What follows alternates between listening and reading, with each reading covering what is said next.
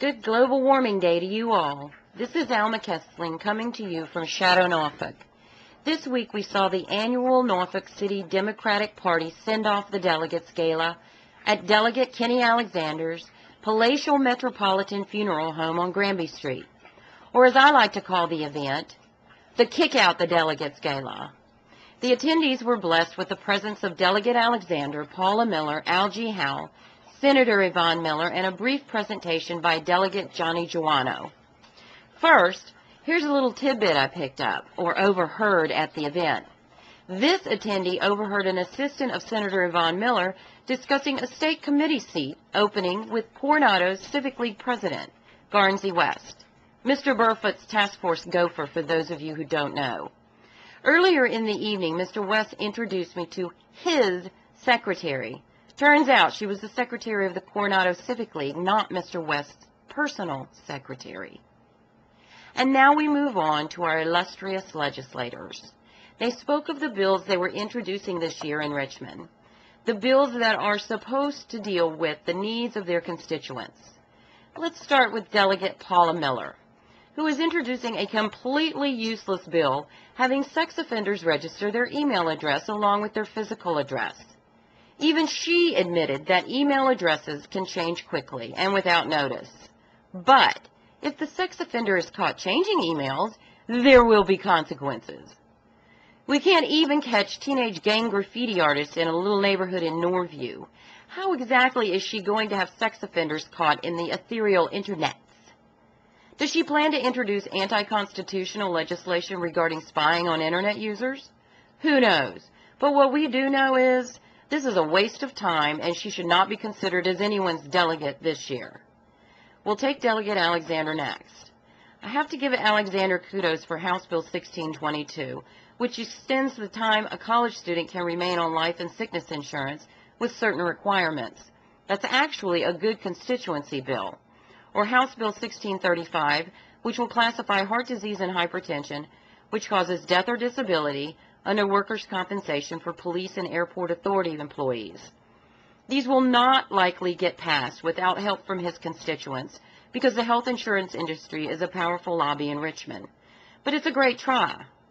Okay, so Alexander may not be as useless as the others, but his willingness to back our local government in all things against his constituents is a bad, bad thing and should not be tolerated. Now, I've left the best for last, Delegate Al G. Howell, who spoke of two bills he will be introducing. The first will eliminate all smoking from public establishments, such as Virginia restaurants. Delegate Howell explained this came from a personal situation he had dealt with, which he believes was the result of secondhand smoke. My opinion on this is, write legislation that eliminates the combustible engines from our roadways, and then we can talk about infringing on personal rights and freedoms. This voter uses a truck when hauling local vegetables to our farm market or when needed for longer distance trips. But around the neighborhood, I ride an electric scooter which produces no fumes. So if I wanted to smoke, I feel I've saved several lives with riding the scooter, more than my cigarette smoke would affect. Thank you very much, Delegate Howell. The second bill he spoke of has me a little baffled. I'm not quite sure if it is a tether your dog or was it a anti-tether your dog bill. I'll have to do more research on that one when it's put up on the Virginia Legislature website. Either way, it's a bill that has to do with your dog and chaining it up or not chaining it up. Another useless, unconstitutional piece of legislation nonetheless. Which brings me to the question of the evening. This attendee asked a question she has been trying to get the answer to for a year, and that is why our elected officials sponsored and co-sponsored Bill 1439 that dealt just with the city of Norfolk, giving Norfolk City Council an additional 4 weeks off a year and lowering the percentage of votes needed to sell off our public lands, including waterfront property. Delegate Al G. Howell was the sponsor of this bill, yet could not remember the bill which just passed in 2006, even after I read it to him verbatim. He insisted he needed to read the bill himself and get back to me. I told him I had contacted him on several occasions last year, and he did not get back to me. He still insisted he needed to read the bill and get back to me, so I moved on. Paula Miller, with a rather indignant attitude, stated that the vote change for the sale of public land was because of the elected mayor. So, good Norfolkians, the vote needed to sell off our public lands went down, while the number of votes on the council went up. Tell me how this works, because I sure don't understand it. When asked about the extra time off, Miller's response was, well, they get to hold meetings anytime they want. Yes, I retorted, but they don't have to be public meetings. Paula Miller said they did, which means she knows nothing of the Sunshine Law, city council meetings, Norfolk City Charter, or she was just trying to get rid of me. So I took the hint and had to recall Delegate Alexander as he was rushing to the back door. He did, I admit, walk back over to me, which I give him credit for. He could have acted as if he didn't hear my screaming and continued through the exit. I put the same question to Alexander as to why he would support such a bill as House Bill 1439. His first response was to say, they put a bill in front of me and I just sign it. But I am going to give him the benefit of the doubt and consider this a joke. He then said that the bill had to have been a Norfolk ordinance first, or it wouldn't have been a bill.